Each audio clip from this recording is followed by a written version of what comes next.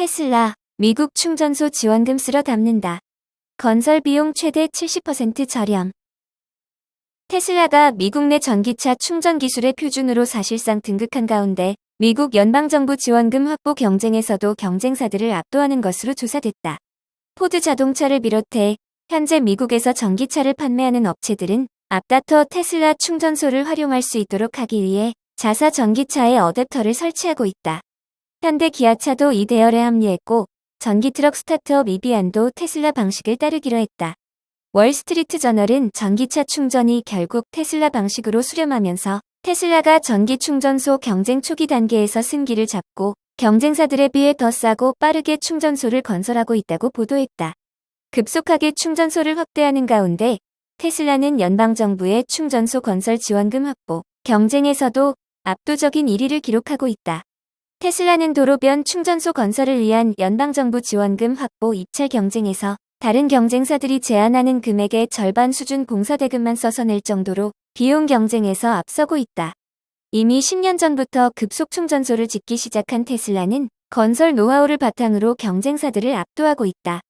테슬라는 급속 충전소를 경쟁사들보다 더 빨리 짓고 비용도 20에서 70% 더 낮은 수준에서 가능하다고 밝히고 있다. 오하이오, 하와이, 펜실베이니아, 메인, 콜로라도 등 지금까지 충전소 건설 지원금 수혜 업체를 확정한 5개 주에서 테슬라가 지원금을 가장 많이 받았을 것으로 추정된다. 테슬라가 써낸 공사대금 규모는 충전소 한 곳당 평균 39만 2천 달러로 경쟁사들 평균 공사대금 79만 5천 달러의 절반 수준이었다. 전기차 충전소 시장 분석 업체 EV어댑션에 따르면 테슬라는 지금까지 지출된 정부의 충전소 건설 지원금 7,700만 달러 가운데 약 850만 달러를 끌어오는 데 성공했다. 인프라법, 인플레이션 감축법 등 여러 법률에 따라 미국 전기차 충전소 네트워크 건설을 정부가 예산으로 지원하는 가운데 테슬라는 지원금 확보 경쟁에서 우위를 차지하면서 충전소 시장을 지배하게 될 것으로 보인다.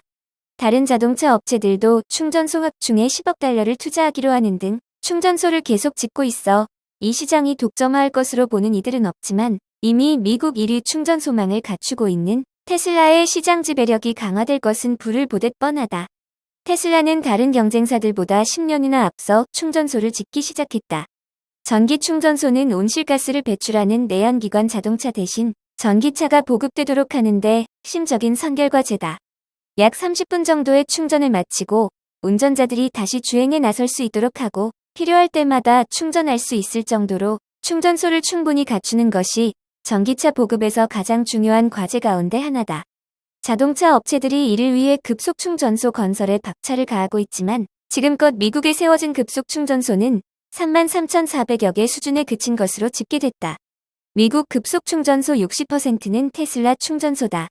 테슬라는 이미 10년 전 슈퍼차저 급속 충전소망을 구축하기 시작했다. 지난 2월에는 정부 지원금을 확보하기 위해 자사 급속 충전소에서 다른 전기차들도 충전할 수 있도록 허용하겠다고 밝혔다. 전기차 충전 사업은 테슬라의 새로운 돌파구가 될 것으로 보이다.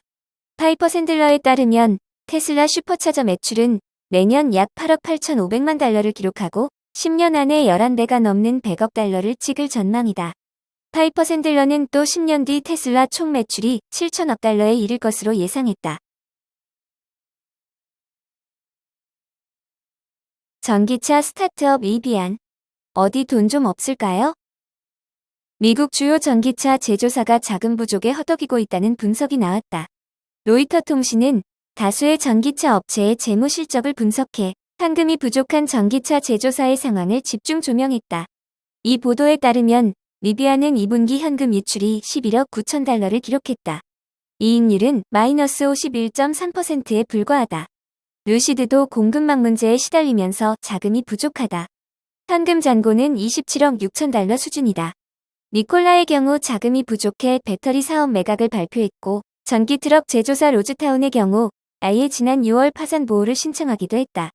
로이터는 심지어 전기차 시장을 주도하고 있는 테슬라조차도 어려운 시기라며 이 시기를 버티는 것이 전기차 제조사의 관건이라고 분석했다. 중국 전기차 스타트업 니오 2분기 적자 확대. 중국 전기차 스타트업 니오는 인도량 감도 등으로 2분기에도 적자에서 벗어나지 못했다고 CNBC가 보도했다.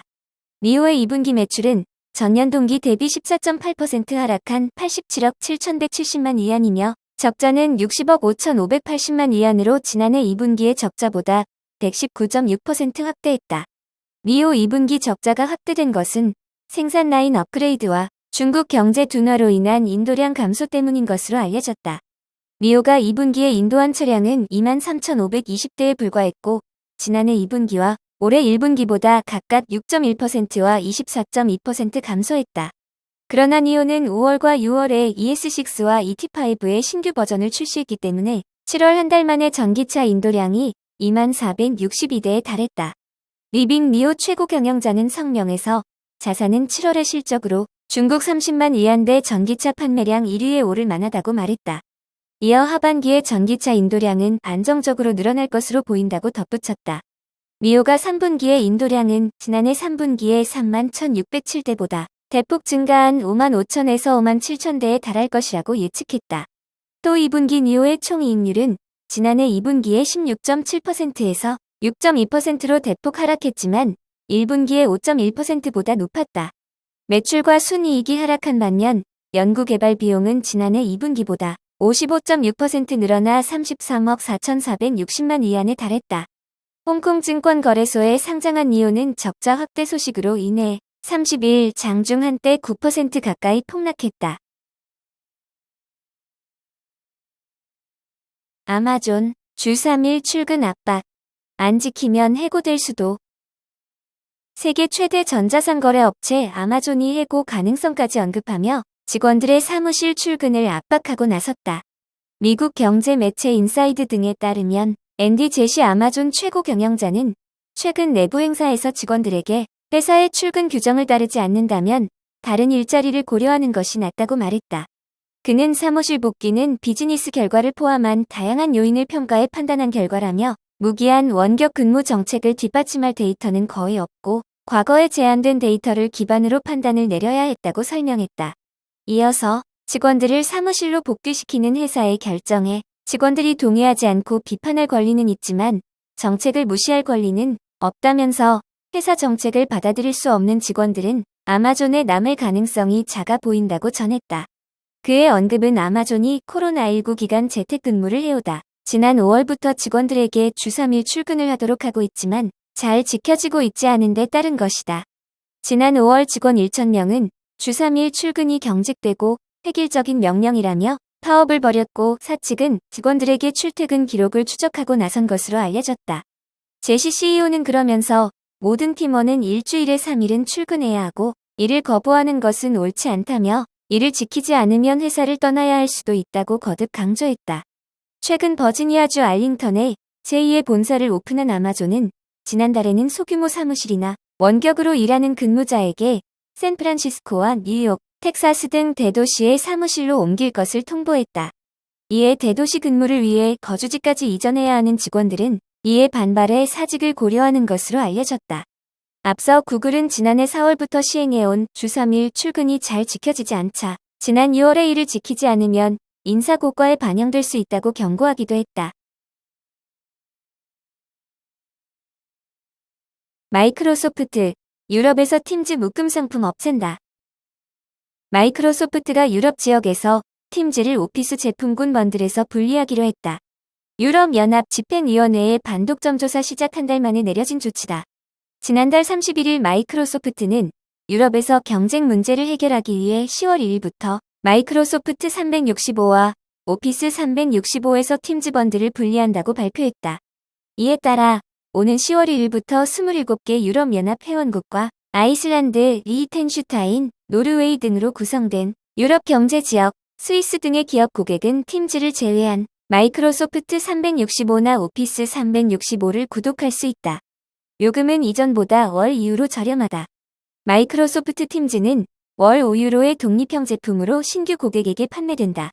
팀즈를 번들로 이용해온 기업 고객은 새로운 요금제로 변경하거나 현 요금제를 유지할 수 있다. 이와 함께 팀즈와 연결되는 마이크로소프트 365 및 오피스 365 앱과 서비스의 API 확장성을 더 구성하고 앱 개발자용 신규 지원 리소스를 만들겠다고 했다. 마지막으로 타사 솔루션의 오피스 웹 앱을 호스팅할 수 있는 새로운 메커니즘을 만들 계획이라고 밝혔다. 워드, 엑셀, 파워포인트 등에서 작성된 문서를 열람, 표시하고 편집하기 위해 타사도 신규 통합을 구축하는 대신 오피스 웹 앱 기반을 연동하게 한다는 것이다. 그동안 슬랙 등은 유럽 지역에서 마이크로소프트가 팀즈를 오피스 제품과 번들로 제공하는 것을 비난해왔다. 슬랙은 3년 전 EU 당국에 마이크로소프트를 상대로 독점 금지 소송을 제기했다. EU 집행위원회는 7월부터 반독점 조사에 들어갔다. 난나 루이스 린데 마이크로소프트 유럽 정부 업무 담당 부사장은 이런 변화가 경쟁업체의 이익과 유럽 비즈니스 고객의 이익 사이에 균형을 이뤄 경쟁력 있는 가격으로 최상의 솔루션에 접근하게 한다고 믿는다고 언급했다. 그리고 아직 EU 집행위원회 공식 조사가 초기 단계에 있다는 사실을 인지하고 있으며 계속 위원회와 협력하고 시장의 우려사항에 귀 기울이며 유럽 고객과 개발자 모두에게 이익을 주는 실용적 솔루션을 모색할 것이라고 강조했다.